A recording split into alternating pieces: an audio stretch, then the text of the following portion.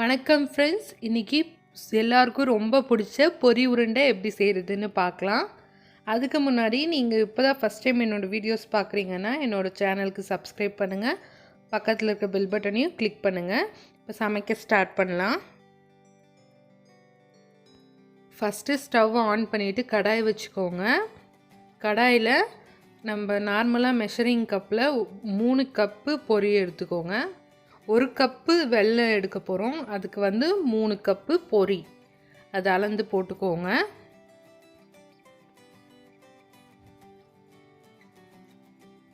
இப்போது இந்த பொரியை ஒரு 2 நிமிஷம் நல்லா சூடு பண்ணிக்கோங்க.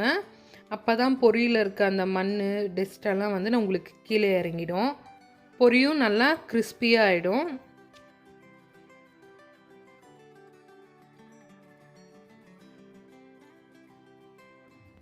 அடுத்து 1 கப் வெல்லத்தை கடாயில் ஆட் பண்ணிக்கோங்க.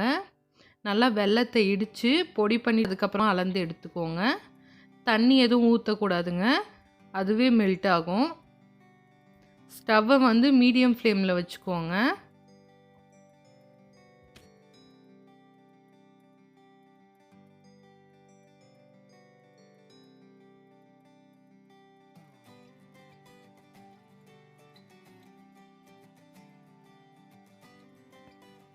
வெல்லம் நல்லா கரைஞ்சி நல்லா கொதிக்க ஆரம்பிக்கும் போது பதம் பாருங்கள். ஒரு கப்பில் கொஞ்சமாக தண்ணி எடுத்துக்கோங்க.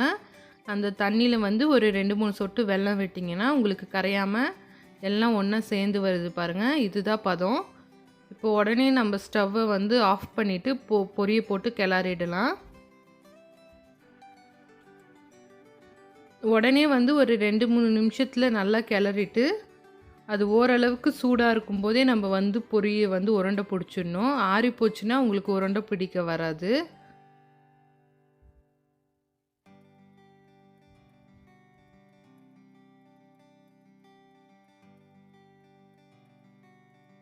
நல்லா மிக்ஸ் பண்ணியாச்சுங்க.